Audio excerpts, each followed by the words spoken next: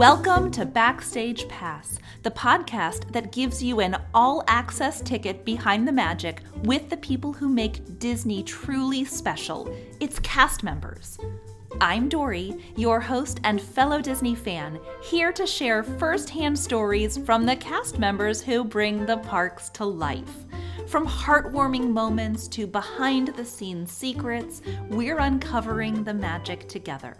So grab your Mickey ears, it's time to step backstage.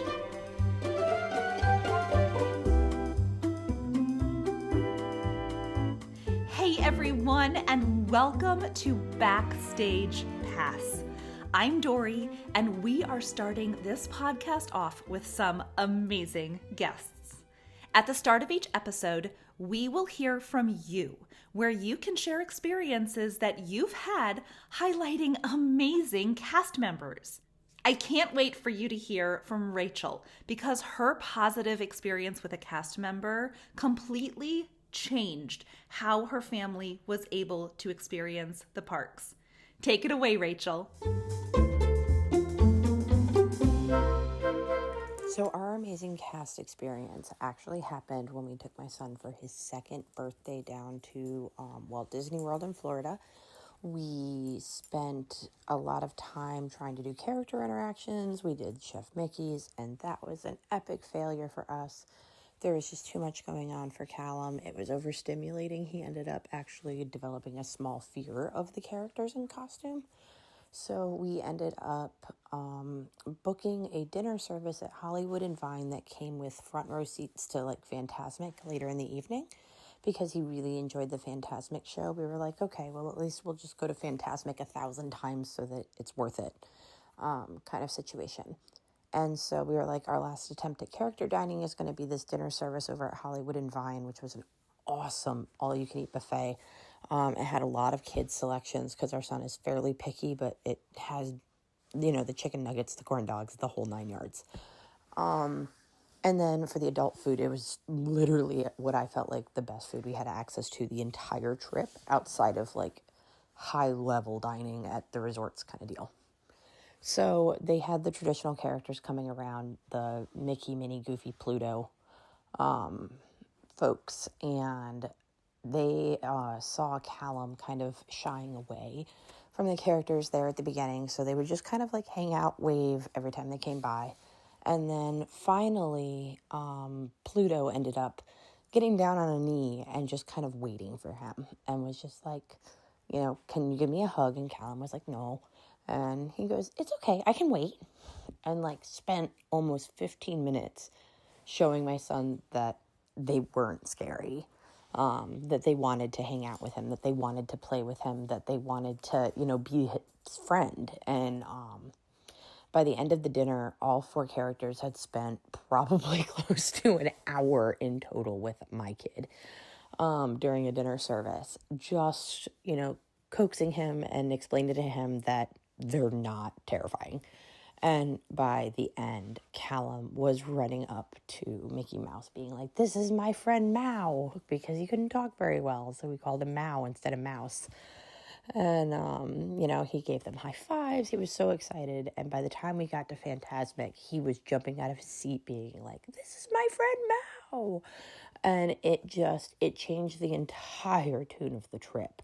These cast members went above and beyond their call of duty to basically make magic for our 2-year-old. And Brian's family is very big in the Disney vacation kind of situation. They have had timeshare there since 1991 when they first opened Old Key West. So Brian basically grew up at Disney, and like watching Callum the beginning half of the week basically not enjoy it was fairly difficult for him, where he's like, wow, this is actually a very difficult experience for him, being overstimulating and everything else.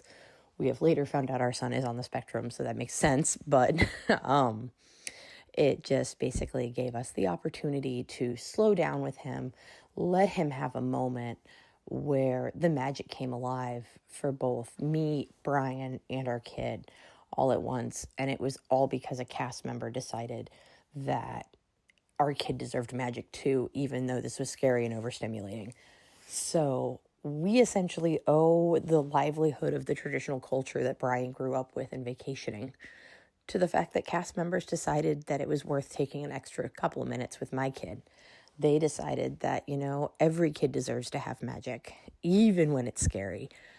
And they made it magical rather than allowing it to stay scary for, a 2-year-old, which, looking back, I now realize giant characters probably would be fairly scary when you're short and small and 2 and don't know what's happening.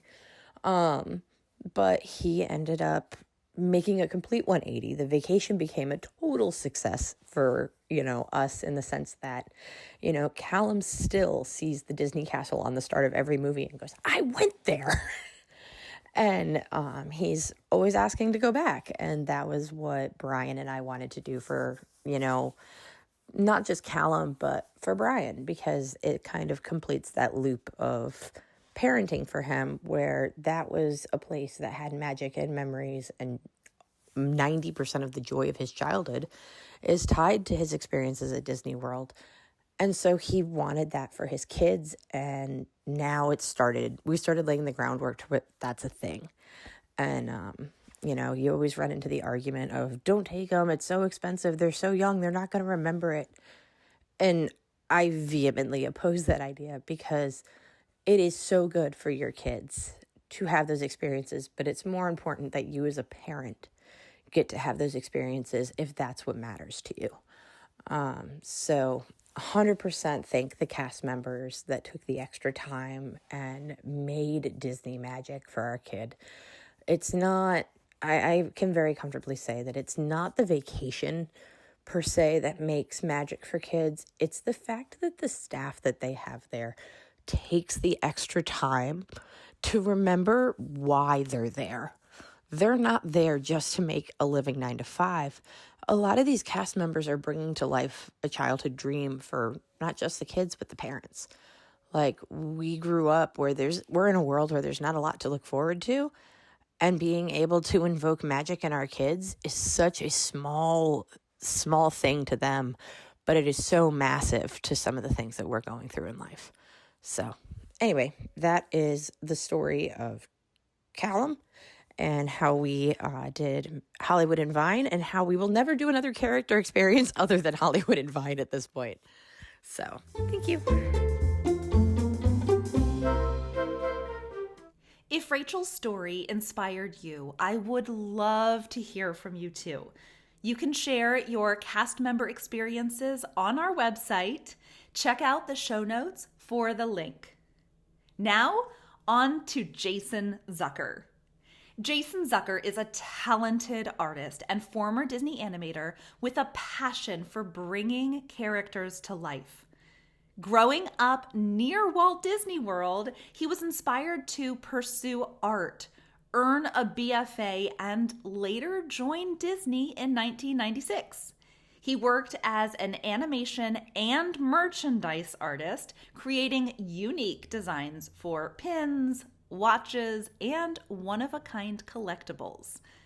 Now focused on freelance work, Jason also mentors aspiring artists, believing in the power of inspiration and creativity. Now, my family first heard about Jason during the COVID shutdown, as our family joined the group Ear for Each Other that Jason is going to be talking about in his interview. He quickly became a fan favorite in that group, and we had him come and do an animation lesson with our kids last year. And I don't think I can quite describe how supportive he has been for my kids, who wrote and published a picture book. And after the interview, I invite you to hang around, keep listening, keep watching, depending on what platform you're using, because you'll get to experience their reunion. I included it because it shows you how much he connects with the families that he works with. Jason is a really special human being, and I am thrilled for you to meet him. Hello! It's me! It's you! It's so good to see you and talk to you. You too. Thank you so much. You are going to be my first guest on this podcast. So this Yes. Oh man, no This has, pressure, no pressure. hey, you're gonna do amazing. Amazing. I'm so excited. I mean, I really could just let you go for an hour and that's gonna be the podcast, but I do want to have a little structure to it. Sure. So we're gonna kind of start your pre-Disney life, your Disney life, which I know is really extensive. And then we'll go into what you're doing now and how you are, not only incorporating Disney, but you're really touching and working with the next generation, which is just amazing. Mhm. Because you have been such an inspiration for my kids as well. So let's start with pre-Disney life. Let's start with like little Jason. What was your upbringing like? Like how did Disney kind of come about into your understanding of the world? Um, well, I was born in New York, Mhm. and my father moved us down here when I was about 3 years old. So we lived on the west coast of Florida, which is Clearwater, Tampa area. Love it. So at that time, Disney was only about an hour and a half away drive. So my fondest memories of going to Disney was, me and my brother, in the backseat of the car. Are we there yet? Are we there yet? Kind of like the Griswolds going to Wally World. And A it little was an bit better exciting at the time. end. A With little bit that, better ending than the with Griswolds. a better ending, yeah. My Yes. father didn't. My father didn't kidnap the security guard. Yes. Um, but he probably would have. He was probably more excited than we were. But anyway, growing up in Florida, we were always close to Disney World, and just having that early, exposure to Disney, always kept me, fascinated with the characters, and we were raised on Disney films and just Disney, Disney, Disney. And around this time, this is when I really started to draw and started to doodle, and so I knew our paths were going to cross at some point, but that kid never grew up. He's still with me all the time, and it just blossomed, just always coming to the parks, in grade school, then high school, and eventually when I started really looking into what I wanted to do for a career, animation was an option. And I went to school mostly in Florida, Jacksonville University, and also the Ringling College of Art and Design, which back then was known as the Ringling School of Art and Design. And that's really when I got my first exposure to Disney animators. At the time, they were actually working on Hercules, and they had a lot of artists come to the school and talk about, because they were actually recruiting animators at that time for the Florida studio, where eventually I ended up. But I was too young at the time. I was still in school, so I couldn't, put in any portfolios just yet, because I really felt that I needed more training, and I needed more, because I knew what animation was, but I didn't have a lot of experience in it or do it, you know. So it wasn't really until I spent some time in Ringling, and then I started, just really just getting my portfolio ready and learning about figure drawing and all the stuff that I needed for my portfolio. And then eventually I ended up in Disney in 1996. Okay. And it really just started from there for about a 27-year career with the mouse. So, uh, so little Jason was always a doodler, always a drawer. And I loved all the characters. I learned from drawing from Saturday morning, comic strips and the paper to on a steady diet of Saturday morning cartoons. It just never ended. It still doesn't end. I still watch cartoons, because that's really where I draw my influence, and where I still, it's a very nostalgic thing for me, and it just keeps me young, and just really, a lot of the characters that I have developed over the years, some of my own, are actually based on, the types of characters I grew up with. Um, but I think just being young and living in Florida and being close to Disney, that really, I think, was the seed that really started the whole thing. Love that. Were there characters in particular that you love to draw or um Growing up, yes, growing up?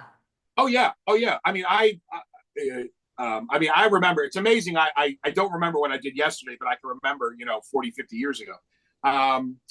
The first characters that I loved, again, Saturday morning cartoons. I couldn't wait to go home and watch television. Couldn't wait to get home and watch my cartoons. But Sunday morning papers. Everybody knows these characters. Garfield, the Beatles. I remember first reading Garfield in 1978, and I actually got those books. I wish I still had them today. I still have some, but just following just this fat cat.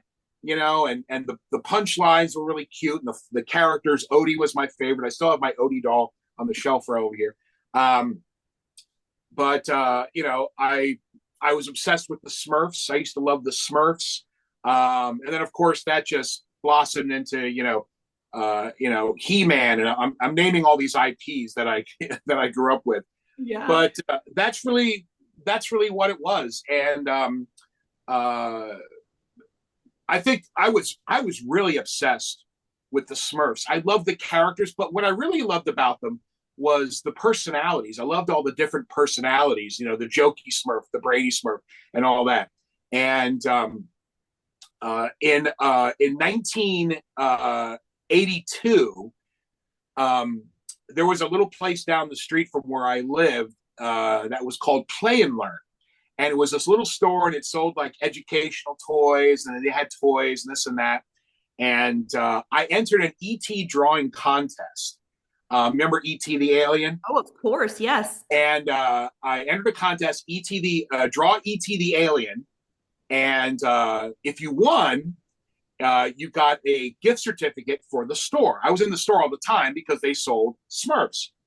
Because I used to get the little plastic Smurfs. I remember them. I had a collection. Yeah, I still have a few, but my shelf of toys. And I remember, so I entered, not even thinking about it. I remember my father approaching me. I was at home, and he said, "Hey, I just got a call from Play and Learn, and you won the ET drawing contest." And I'm like, you got to be kidding me. You know how much I won? How much? $5. Now you have to remember, this was 1982. So $5, I think, would be what, $15 today, maybe $10 today. And of course, I spent it in 5 seconds. Mm-hmm. It was a gift certificate. And what I bought, I still have on my shelf today. It's this, I'll take all this stuff out. It's a little Smurf pencil holder. Oh, how cool. So this was the first thing that I bought with money that I actually I got from a drawing. So this is my actual little Smurf, and this has been on my desk ever since. So every time I look at this little guy, isn't that great? A little swing. Amazing. Yeah. So every time I look at this, and again, it's on my desk, I always think back to, my drawing actually got me somewhere. It actually, $5, but it's like, wow, I'm not just an artist anymore. I'm an artist now that, can get income, have money. Right. How old were you? What's that? How old were you when you kind of had this idea of, oh, I could do this? 1982, I was 10. Okay. I was 10. Awesome. But it was, I didn't really think about it like that then. I was just like $5. But it really wasn't until high school that I actually started doing projects.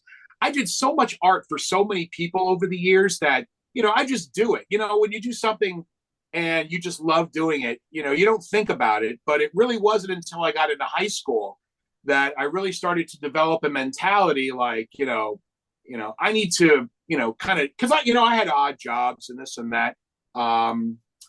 And it really wasn't until high school that I started thinking, maybe I could take my art, and because so many people were, family, friends, schoolmates, this and that. And I was like, well, maybe I should ask for a little kickback, $5 here, this and that. Oh, yeah. And the first job that I got as an artist, and this actually turned into a life lesson for me, was for a local seafood restaurant. It was a place that we went to all the time, and they're still there today. Um, it was a very, very small family chain of restaurants on the west coast of Florida. And I went in there one day and with my family, and we were having dinner. And I remember looking at the kids menu, and because my sister was a baby at the time, and I remember looking at the kids menu, thinking, "Oh, this is horrible. Like this is boring," you know. And I remember my father sitting next to me, and I said, "Wow, I would have done this so much better. It was so boring looking." And my father just looked at me and says, "Hey, if you can do something better, why don't you draw it and give it to the owner?" And I'm like, "That's a great idea." So that's exactly what I did. Now I went home and I made a menu, and it had had little cartoons of fish and had some jokes on there. And I really just went nuts. And, this is, a lot of cut and paste, a lot of whiteout, putting the thing together. And next time we went to the place, I approached not the manager himself, but I think his son, because it was a big family operation. And I remember sitting in this guy's office, and I said, "Hey, I made this children's menu for you. Tell me what you think." And he took one look at it, and he said, "Oh, this is fantastic. I'd love to use it." And he looks right at me, and he says, "I'd love to use it. How much can I pay you for this?" And I had no idea. I'm like, I didn't get that far. So I'm like, I don't. And he's literally looking at me, holding a pen with a checkbook, like waiting for a number. I was not prepared. I was thinking he might say, "Oh no, that's okay," but I wasn't expecting a yes so fast. Like, "Yeah, I'd love to use it." And he just looks at me and goes, "Is $100 okay?" Now I was like 13, and I'm like, yeah, yeah. And he just, "Here you go." Yeah. So I think that, I mean, again, I talked about the Smurf thing, but I wasn't thinking like that. But this was really the first time that I was like, wow, like this just got me some money, you know? So I kind of think that was starting the ball rolling as far as thinking a little bit of a little bit of an entrepreneur, a little bit of, on the business side of art, which I still use today. The funny part of the story is it's like a Paul Harvey, and here's the rest of the story. Right. So the funny part is so when I told my father, I said, "Dad, he paid me $100 for the children's menu," and he looks at me and goes, "Oh, that's great, that's great." So the next time we went there, he literally took my. Now I kind of think of this as a backwards compliment, almost like I was good enough that they used it on. They literally took the designs off of the menu. They used the menu, but they literally took the little drawings of the characters I did from the menu, and they put them on products. They put them on T-shirts. They put them on frisbees. They put them on, beer holders. And my father went nuts. Oh. He's like, now me, I'm just like, "Oh my God, look, it was like a Jason store." He was like, "Oh my God, there's my fish. There's my little sea monster." I mean, little baby bibs, the whole 9 yards. And my father was like, "Did he tell you he was going to do that?" And I said, "No, he just gave me a check." So my father was more the business minded person of the family. He was a doctor. So my father was looking at me like, did he tell you he was going to do that? Because my father saw dollar signs, and all his son got was his check for $100. Right. And I said, "No, he didn't say he was going to do that." So my father was a little angry, and my mother calmed him down. Look, he didn't know. Da, da, da, da. But I didn't think that way. I thought of it like, I was like, wow, I'm that good that they're going to put my drawings on all these products. Whoa, that's cool. That's the coolest thing ever. So it never got any further than that. But I did learn a lesson. And the lesson that I learned is, and they probably have either gone through this or thinking about it or whatever. But, when you do meet with a client, and they want you for a specific job, if they plan to, use it for more than what your thinking is, you do have the opportunity to, make a contract or get more money or, something like that because, I didn't know. But, chances are he didn't know either. He was just like, probably somebody went, hey, these are great little designs. Let's put them on this. But the truth of the matter is when I accepted that check, they owned the rights to everything that I did. It's something even Walt Disney learned, when he signed away Oswald the Lucky Rabbit, he didn't know that he was going to be kicked out the door, in a year or two. So it was a good lesson to know, when you give somebody a design or a logo or something like that, kind of know up front what they're going to use it for, what kind of business it is, if they're going to put it on products, if you get a little kickback from that, all of that stuff. So it was kind of a lesson. Well, and it was also a great lesson as a 13-year-old to learn instead of being a 20-something and you're like dealing with big leagues at that point. So right. It's wonderful. So, if it was the Walt Disney Company saying, hey, we'd like to do you like to design a character for us, I'm not getting $100, there's, but, Krabby Bill's Bake Shack, I didn't think they were anything big. It was just a place we went and we had seafood. I didn't think the big picture at the time. That's what my father was trying to do for me for years. Really look at the big picture. Understand that you have an ability. And I do this a lot to the young artists that I meet. And I mean, your children already know the lesson. They understand that, they have a talent, they have an ability that can generate a profit, and they're actually they're worth something.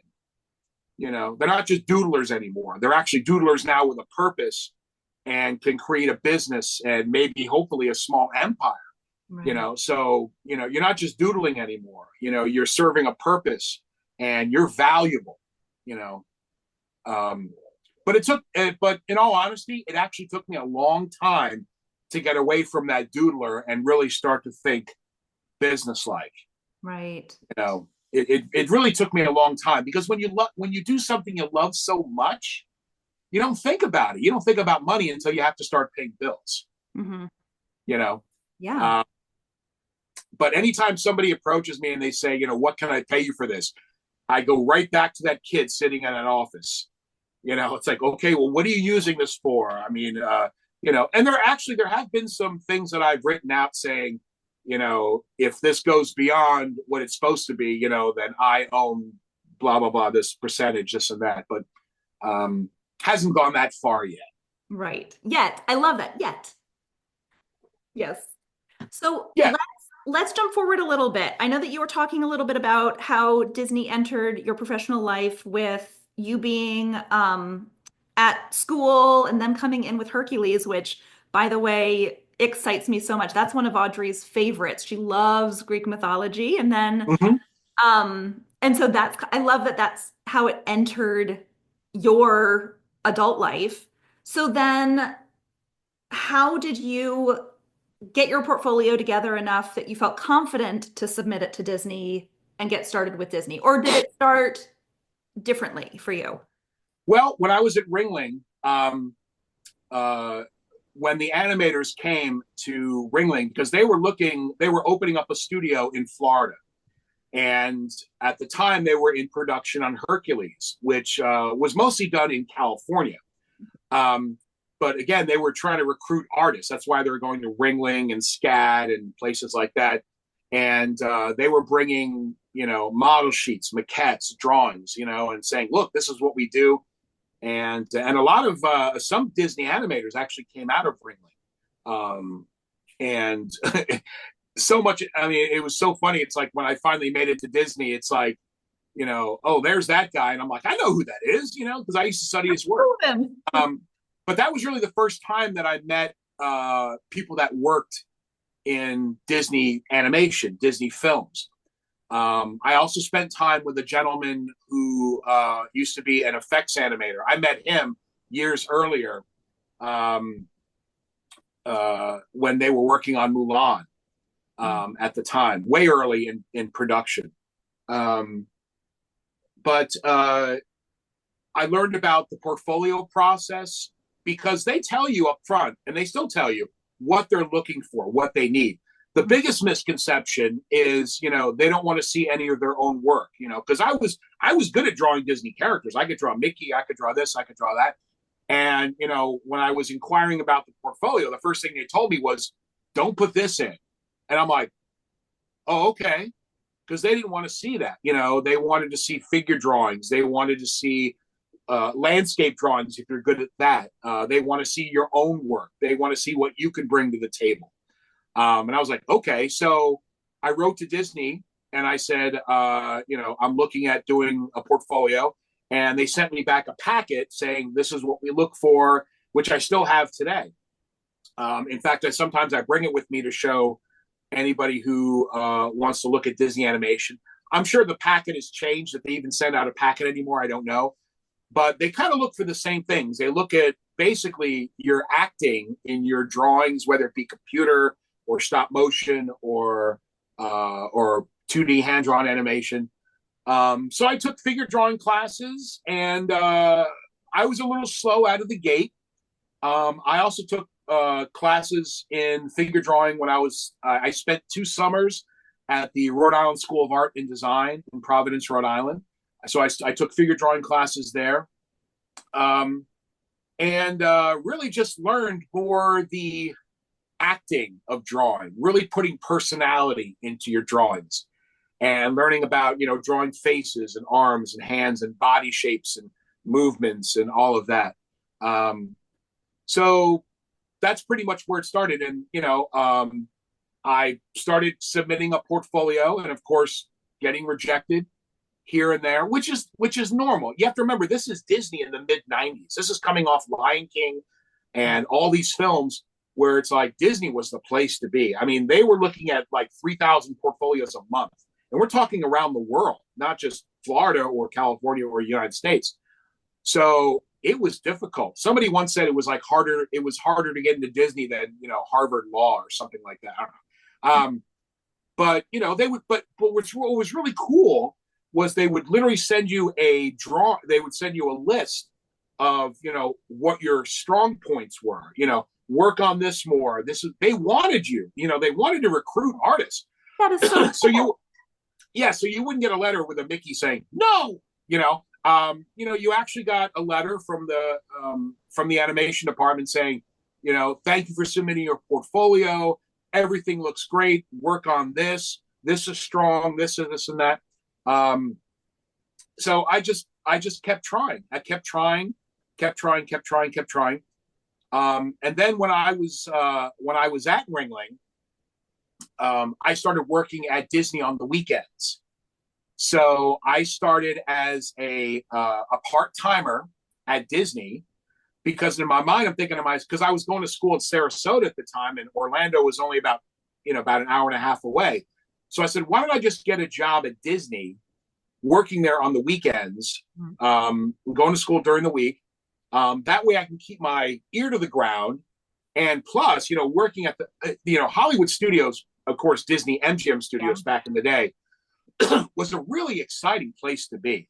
Sure. I still like the park. It is kind of like my home park, but it's changed so much. When they got away from the production side of it, it just, it's more of a theme park now.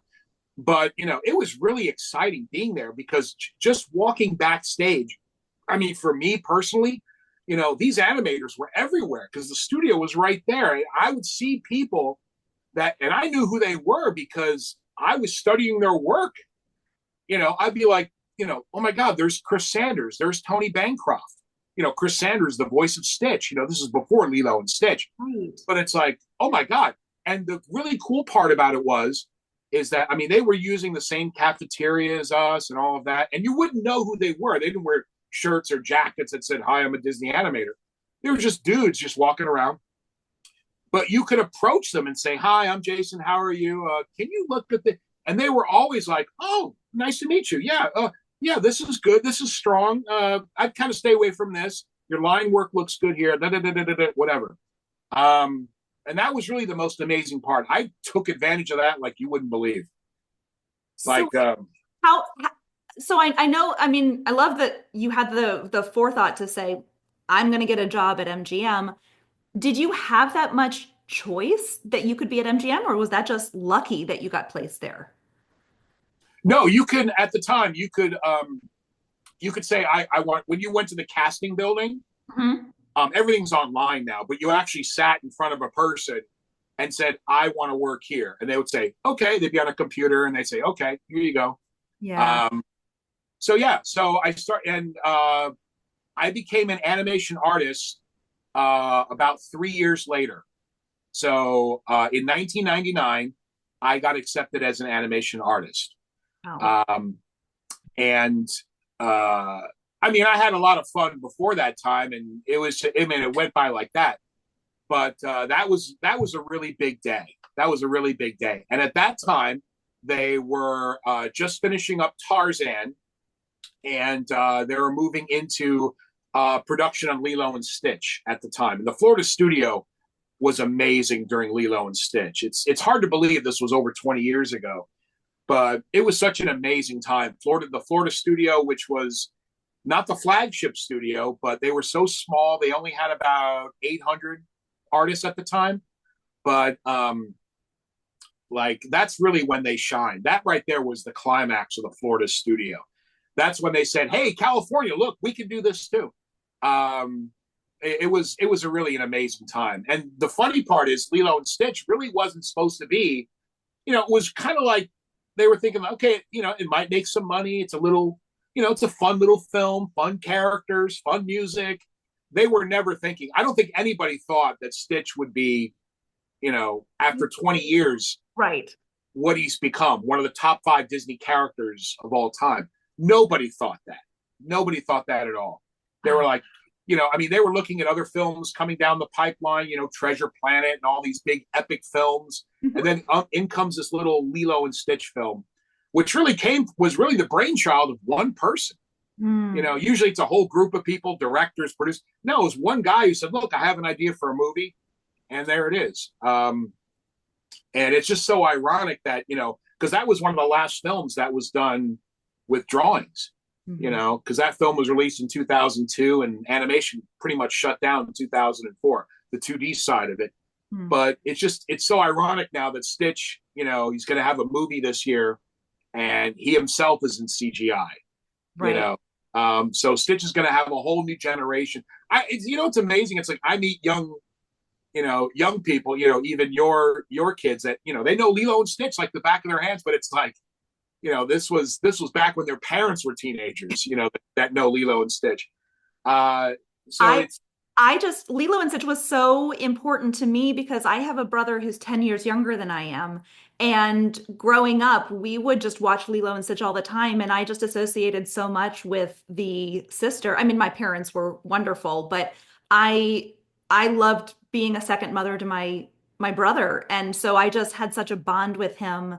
And that age gap really meant something. And so Lilo and Stitch meant something different to me than I think it did to a lot of the kids that were watching it. So, okay, so Lilo and Stitch is your first project. What were you actually doing as a new animator? intern. Okay. So, you have to intern for a while. I was working with a guy named Sam Ewing, and Sam Ewing at the time was the head cleanup artist on Lilo and Stitch. He's the one who actually taught me how to draw Stitch. And because like I said, I didn't really take any animation classes at Ringling. They really didn't have much animation. They had a small computer lab, and I wasn't going there for animation. I was going there for strictly just illustration. So I worked with Sam for a while. He basically taught me how to draw Stitch and the characters, and just a little bit here, a little bit there, and then eventually it became a lot easier the more that I did it. But I worked with him. I worked with artists like Lon Smart, Ronnie Williford, and really just learning the basics of animation. But that was really my position Mhm. as an intern. And what was really cool is that we actually got to meet the guests, and we did presentations. A lot of times they would send us out to do stuff. We were very low at the bottom of the ladder. But it was really cool because our passion for the art of animation, they would, again, we did we did mall tours, we did, presentations. They used to have a thing at Hollywood Studios, or I'm sorry, Disney MGM Studios, where you'd go on a tour of the animation studio, and you would sit there and you would present characters to the guests. Well, I was among, I think there were about 10 of us that actually were able to do that, actually go and present the characters to the guests and get them excited about the film that was in production. Mm-hmm. So I did that as well. Yes. That doesn't surprise me that you were there as a hype man to get them excited. You have such an amazing personality for that. Well, thank you. I mean, it was really kind of like a setup like this, with my desk, and you would be the guest and be like, "Hi, folks, how are you? Welcome to Walt Disney Feature Animation. My name is Jason. I'm one of the artists here, and I'm going to show you a new character named Stitch." And I would show a little clip from the film, and then I would actually draw Stitch in front of the guest. And they would just, have questions, what's the next film you're working on? How did you get your start? And then that was really my first exposure to meeting young artists, because, they would kind of hang and at the end of the presentation and ask questions or show us little drawings and stuff like that.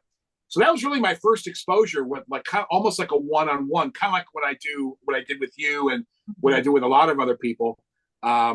We just couldn't spend that much time with them because, we had groups of people that came in every hour. But that was really the first time that I got to really sit down and really talk about Disney and animation with young people that were interested in, possibly working there, kind of like I was a few years earlier, Right. So then from there, how did your experience with Disney keep going? I mean, because you were with Disney for 20 something years, right? Yeah, about 26, 27 years. So this is where the story takes a little bit. This is the Empire Strikes Back of the story. This is where it starts to get dark. Okay. So as everybody knows, animation was on the up and up. In the 90s, Disney was the most powerful. It was what they called the second golden age of Disney animation. With Beauty and the Beast and Little Mermaid and Lion King. I mean, Disney was untouchable. And but what started to happen was, computer animation was coming in. Companies like Pixar, Disney started to have competition. So when Jeffrey Katzenberg left the studio, he opened DreamWorks. So now DreamWorks is making movies. Sony's making movies. Nickelodeon's everybody's making movies, animated movies that were very good, very, very good. And then, Disney really didn't touch computer animation as far as like full movie Disney, computer animation really much later. But the ironic thing is Disney had a hand in computer animation since the 80s. They just always stuck to 2D animation because that was the rich history of the company. Now everybody points fingers at so many different areas of what was going on. It was either the story, it was the management, it was the technology. What was the problem? What was the problem? Well, what was happening was, in the late 90s, early 2000s, there was competition. There were all these companies making movies, and but Disney stuck to their guns, and they made films that, unfortunately, coming off of Lilo and Stitch, they were just not very profitable. Unfortunately, I mean, they're great films now. We call them classics. They're kind of like cult films. Emperor's New Groove, and which I was at the studio at the time when they were actually making that movie, so I got to see a little bit of that. But Atlantis: The Lost Empire and Treasure Planet, which were great films, right. But everything they were in those lost years. Yeah, they in art everything is timing. There was so much competition, and I mean, some of these films went into theaters that had no shot. I mean, they went up against films like Harry Potter and Star Wars. They didn't have a shot in the dark. I mean, it was terrible.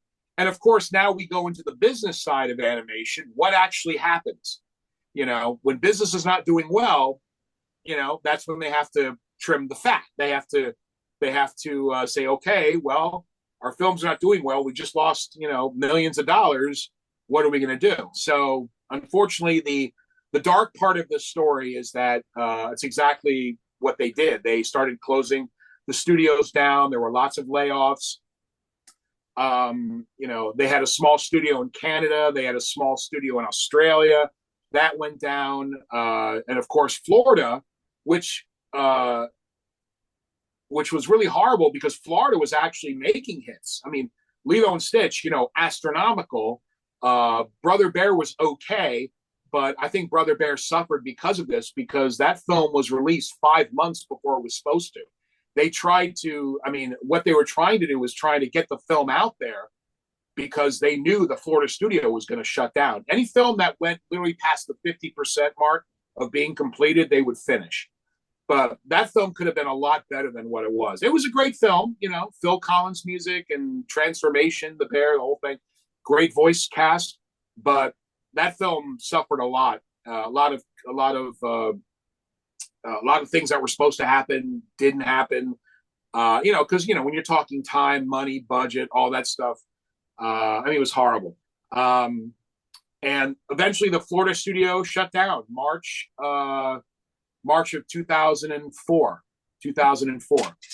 So now it's like, okay, now what?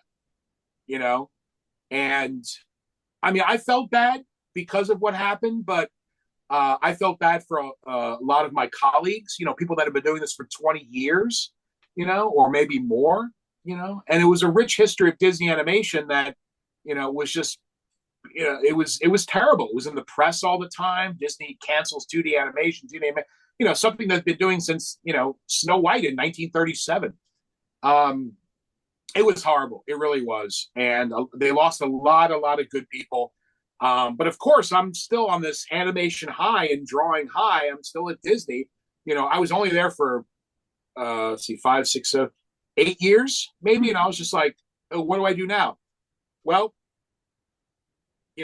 it's light after the dark. So what happened was a friend of mine who actually went to Ringling was working in merchandise. And he said, hey, you should come work in merchandise. I was like, what do you mean work in merchandise? He goes, well, I designed merchandise for Disney. You could do that. And I said, okay. And so again, I submitted a portfolio. The difference was, where animation said not to draw Disney characters, merchandise says draw Disney characters, and you draw Disney characters. And I said, yeah, I could do that. So I got accepted, and literally, I think it was, it was less than a year later that me and 3 other artists got hired like that. Right. And I started working in, what's that? That you had already been an animator? Oh, yeah. Okay. Oh, yeah. Because, I'm sure there were a lot of portfolios that were probably rejected, but what they were looking for, character integrity. They were looking for line work. And I was beating myself to get, my line work was horrible in the early. I really had to get that nice, smooth lines, I did have a little computer experience, which is always good.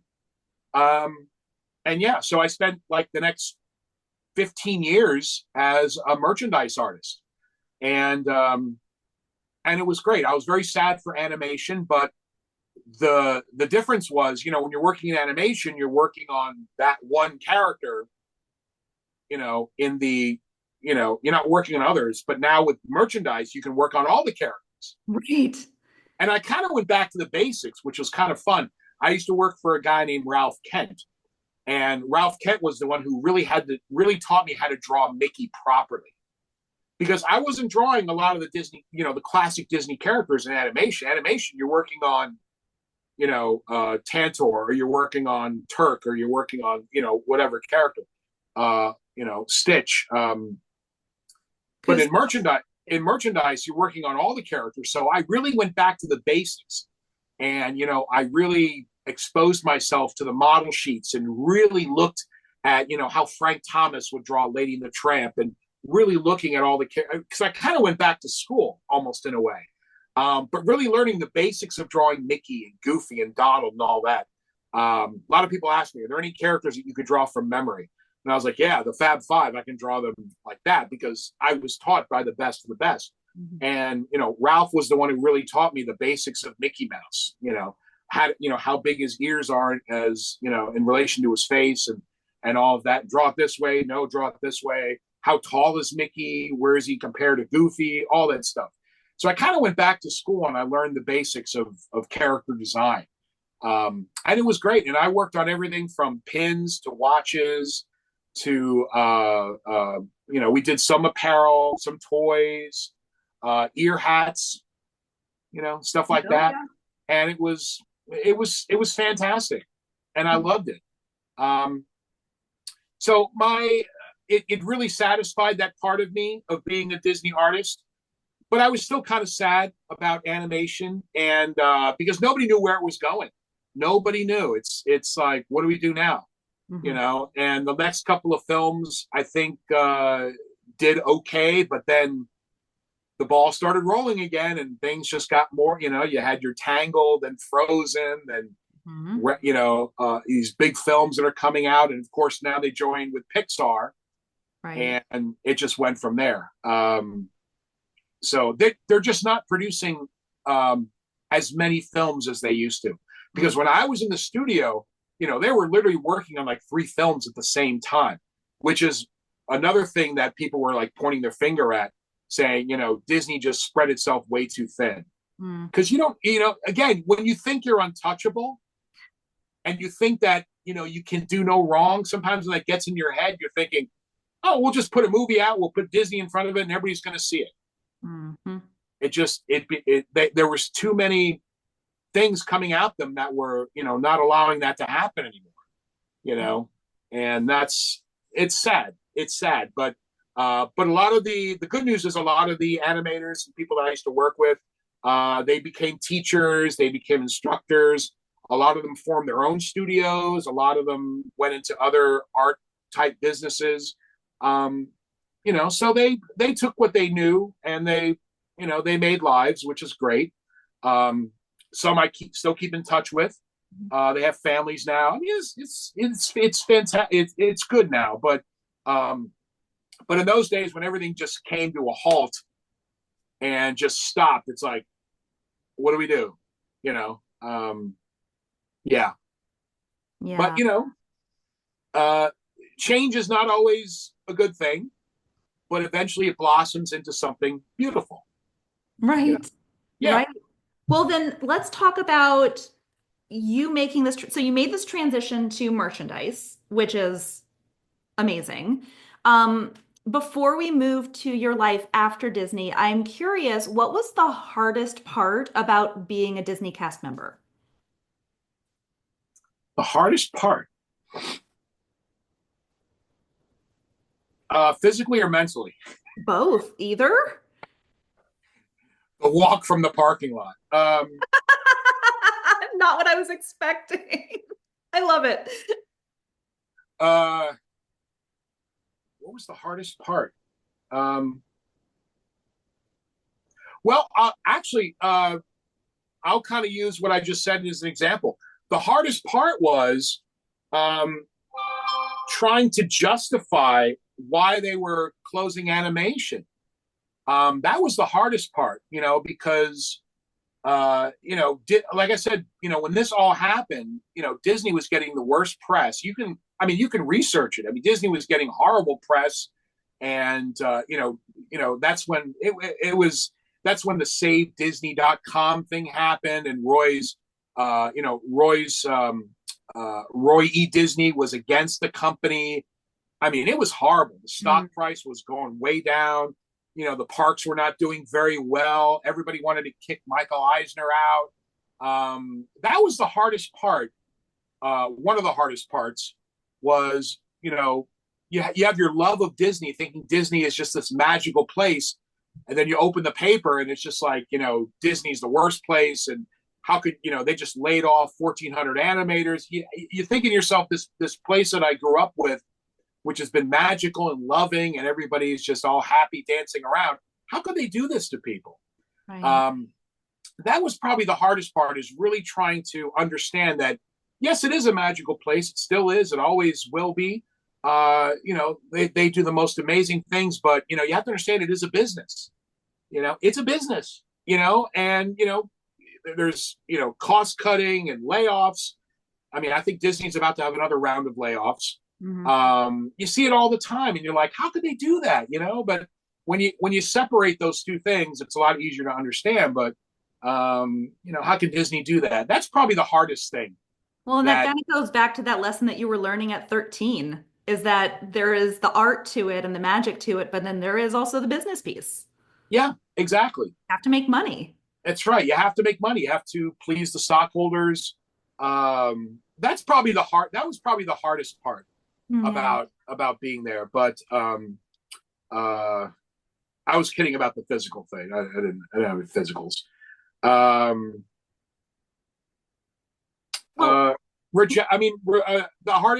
hardest thing. I don't really think it's hard, because I think it's something that you need to do. I think rejection was probably hard, because when you get that rejection letter, or your portfolio comes back and you say, well, what's wrong with this? Why don't they want me? Again, you have to think, this is a business. They're not just going to hire everybody. They want the best of the best, or they want somebody that they know they can train easily, and blah, blah, blah. That was hard too, but I understood that easily. I was like, I get it. I get it. But I think just the hardest part around that time was really trying to understand why they were doing what they were doing. It's a business. You still love it, though. Right. Still do. Right. Well, let's talk about what you're doing now, because Disney is still very much a part of your life. I'm talking to you. Yes. But and because of what you're doing now, that's how we got to meet. But why don't you tell everyone else, what are you doing now? How is Disney still a part of Jason's life? This is how I live, by the way. I've never left this tree. Okay, so COVID happened, and by that time I reached my 25th year with the company, and everything was fine. COVID happened, and yet again, like we were saying before, cuts had to be made. The company changed. A lot of departments were let go. We're talking like 28,000 cast members just in Florida alone. So I was part of that, the 28,000. A lot of people were, a lot of my colleagues, my friends. A lot changed, and it's still changing today. But that's how you grow, and that's how you you just keep hitting that refresh button. So what happened was, I left, and while I was gone, because I was gone for about a year, I call it the year-long weekend. Mm-hmm. So I was gone for a year, and during that time, I started working on just personal projects. I was never bored. I was just sitting at home like, I was just doing stuff. It just gave me more free time to do stuff. Everything from, I was doing murals in private homes. I was doing pet portraits, caricatures. It's just never ending. Logo design. I was just doing stuff. And I started doing the sessions because, I had some requests from people saying, hey, we're coming to Disney. We'd love to meet you. And can you teach my son or daughter how to draw this particular character? I said, yeah, that's great. I could do that. And so I would just grab my stuff and throw it in the car and just go over to where they were and just started doing it. And then it, popped up on Facebook, because what happened was during this time, there was a Facebook page created by the cast members called Ear for Each Other, and I was on there once, just posting, "Hi, I'm Jason. I'm a former artist," da, da, da, and it just blossomed from there. I mean, I only did it once, and this was like 3 years. This was like 3 4 years ago, Mm-hmm. So I started doing that as well. But the interesting part is, over the last year or so, I've been contacted by not only Disney, I'm sorry, people that work for Disney, but other people that Disney recruits to do product design, because it's not all done in house. There are some companies out there that have licensed. They're able to license Disney characters for products. Mm-hmm. So I've been doing that as well. I've done stuff for the Disney Treasure. I've done stuff for. I just did some apparel designs for Shanghai Disneyland. And right now I'm working with a small company that has Disney licensing to put on some leather handbags. Oh, cool. I'm drawing some characters. Yeah, in fact, I just sent some the other day, and I'm going to do more. But yeah, and but so you're kind of like taken on as like a freelancer, like a vendor, almost in a way. But these people know that I had the training and I had the ability to do this. Mm-hmm. Sketch designs like Roger Rabbit and Jessica, stuff like that. I mean, so much stuff. So it's really given me a lot of free time to do what I want to do. I still go to the parks all the time when I do the sessions. Mm-hmm. I'm always at the parks. I'm always at the resorts, and I absolutely love it. And my biggest thrill is meeting, and you're the prime example of this, meeting young artists and, maybe adding a little bit of inspiration to them, and, so they can move forward and they can see what, their possibilities are as artists or designers or entrepreneurs and all of that. And that for me is the most thrilling thing, because I see them as I was, it's like, what do I do? What do I do? I mean, but your children were already doing it. I don't think I really did anything new. They're just like, yeah, we have a business. Hello. But that for me is the biggest thrill. So everything for right now, everything, and I mean, Zooms, Mm-hmm. podcasts, schools. I was just at school the other day. I actually have a Zoom tonight with somebody. Also companies. I've done Enterprise Rent a Car. I've done Chevron. I've done Lockheed Martin. I've done Zooms with them, how to draw characters. So birthday parties, baby showers. I've done baby showers, I just go to their wherever they go, and, a home or whatever, and bring all my pads, and we all draw Minnie Mouse together, all this stuff like that. It's wonderful. It's wonderful. It's just taking the art to another level. Right. Not just sitting in a chair in an office in a cubicle, which wasn't bad, but sometimes it can get a little boring. Mm-hmm. And I think that was probably another thing. Going back to, what was hard about working for Disney. There were times where I was in merchandise where I'm sitting in a cubicle by myself, working on stuff. And of course, you have your music and your iPads, but some of those environments are very quiet because everybody's in their own world. You might have to get up and talk to your leader or something like that, but sometimes it can be very lonely. I like people. I'm Right. a people Yes, person, I believe that. That's why New York is my favorite place on the planet, because people go, how do you go there? It's so congested and there's so many people. It's like, that's what I love. I love people. Right. I love busy places. I love all the, I love walking through Penn Station and being surrounded by thousands of people going in 1,000 different directions and in 1,000 different personalities. How can you not love that? I love that, So I love being in front of crowds. And if I could just say, even in this mix of all this work, I still have a little time here and there that, I love being on the stage. I've done shows. The last show I was in was called the 25th annual Putnam County Spelling Bee. Love I that was, show. Love it. yeah, I was Vice Principal Panch. Good. And before that, I did You're a Good Man, Charlie Brown. I did that. Shaved my head and everything. Oh, Lucy was my favorite role that I've ever done. Oh, she gave it to me. Let me tell you, she gave it to me. That was a really fun show. And we actually had two Lucys. Lucy and Linus, I think, were the only two that didn't have understudies. Okay. But I mean, I'm sorry, me and Linus were the only didn't have understudies. So we had two Snoopies. You know, they just mixed them back and forth.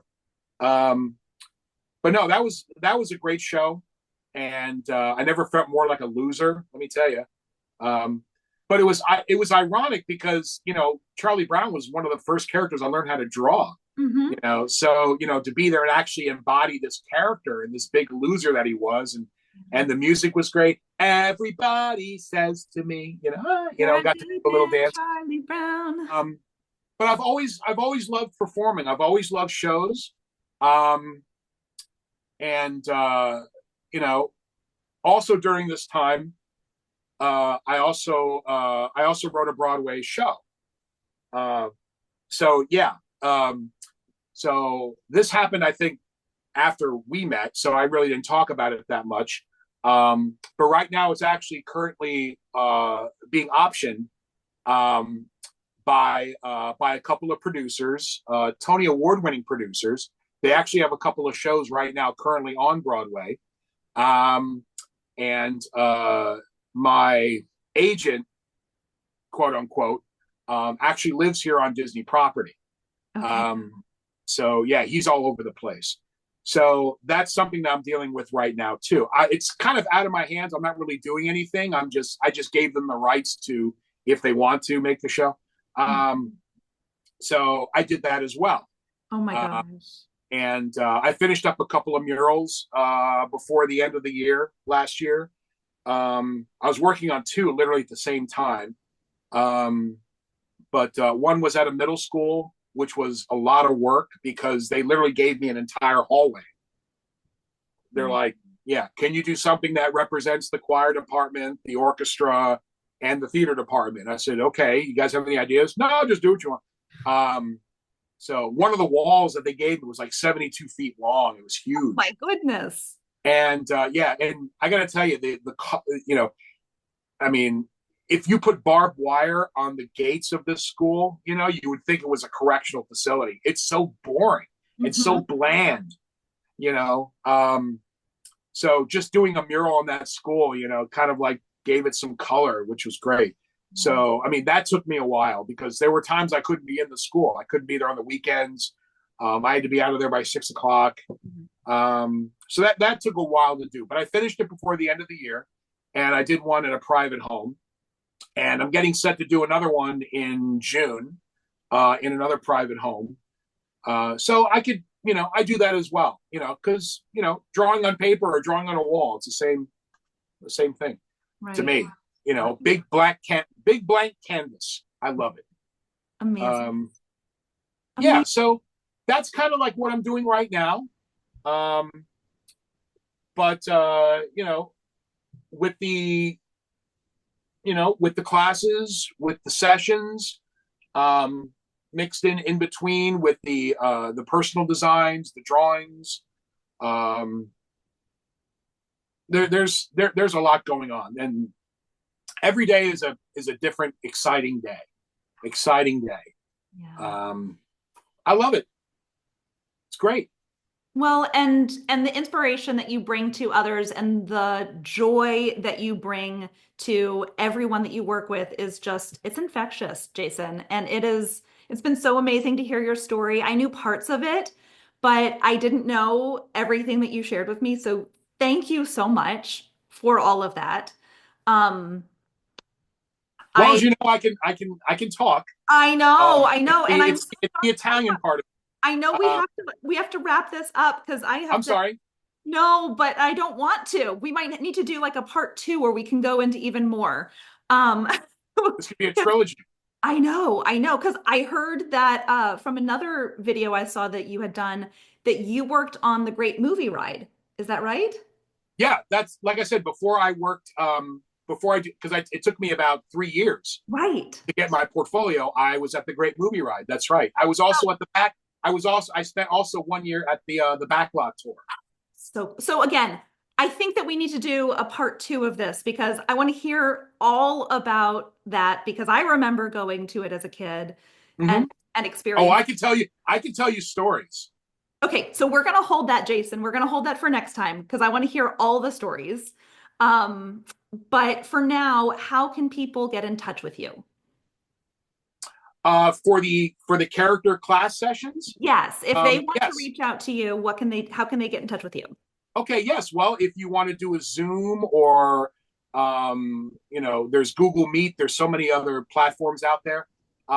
You could just contact me at character drawing sessions at gmail.com, or you could just find me on Facebook, Jason Zucker, Z as in zebra, Ucker, and you could find me that way too. But mostly the email is the character drawing sessions at gmail.com. Or just my regular email, the West Wing Studio at outlook.com. The West Wing Studio. It has nothing to do with the TV show. Okay. My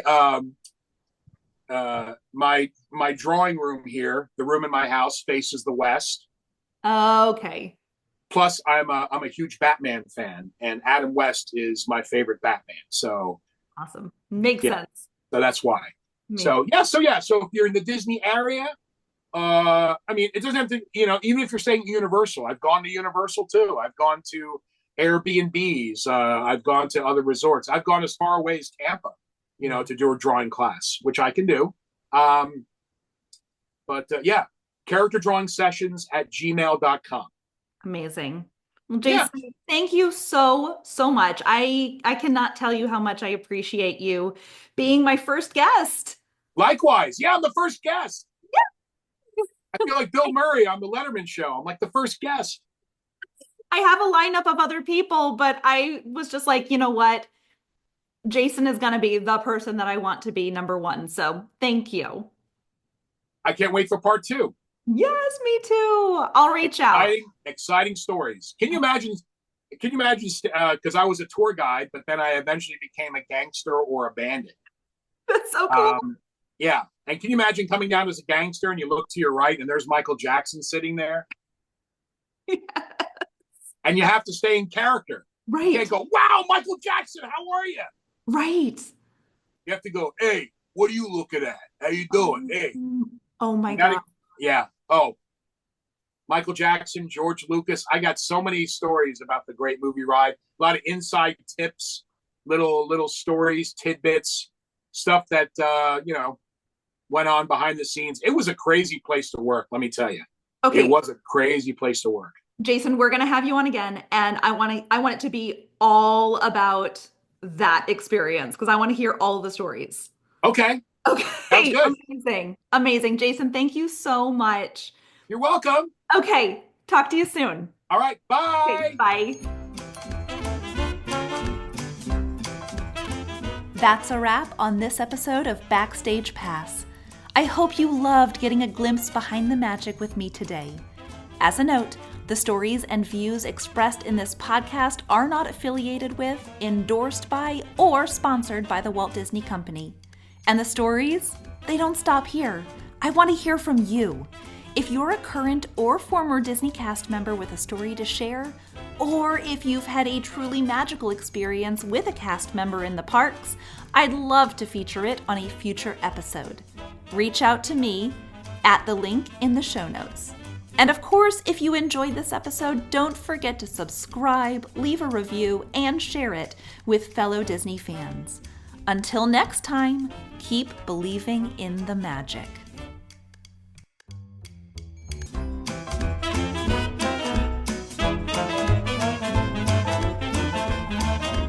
How are the young entrepreneurs? They are amazing. Yeah, I talk about them constantly when I meet. Hey, How are you doing? how you doing? You look exactly the same. I know.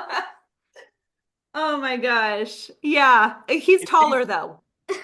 Oh, are you taller? Oh yeah. Uh-huh. Oh yeah. Way tall. So. Yeah. And here's Audrey. Hello. Hey, you look great too. Cute. Wow. Well, I mean, guys, I got to tell you, I talk about you guys all the time. You have become like my poster children for, what you can do with your talents. I can't tell you. I mean, I have your books on my shelf because I bought one and then you were very kind to send me another one. So I talk about you guys all the time. You have become like the symbol of, because I do meet a lot of, young, very talented artists like yourselves, writers, and they're kind of like, where can this take me? Where can my talents take me? And I say, well, I have a story for you, So you guys have, in the many sessions I have, you guys have always been a perfect example of, how young people can, do something with your art. So, Thank you so much. Aww. You're welcome. Well, thank you. So fun to see you again. Thank you so much. You too. Great to see you guys. Keep up the work. Keep in touch. And congratulations on the axolotl. That's awesome. Thank you. Thank you. And any stories you want to bounce off of, Barry the Musical, all that stuff, you know where to find me, okay? Okay. I talk about them at least. I actually remember the last time I talked about them because I do get a lot of, very young artists that, they really can't see past, what they can do. They're kind of like, I don't know. And I'm like, you have such abilities now. And, there's so many outlets out there, YouTube and, printing your own books and stories, just get your stuff out there. And they just pop in my head. I'm like, oh, tell them about, talk about the Doyles. Oh yeah. So. Thank you. Yeah. I wasn't kidding at all. Yeah. They really have become a beacon of light to those that don't really know what they can do with their talents. Yeah. So, yeah. Thank you. Well, I mean, we're so lucky in the age that we live in that we have such opportunities that could do that. I mean, that we could self-publish a book that my kids wrote because, everyone's like, oh, you wrote a book. That's really cute. I'm like, no, they published it. Like we actually put it out. And it is so cool that it's so accessible to do. And sometimes you just need a little bit of guidance to do it, but it's possible for anyone to do. Very true. Yeah.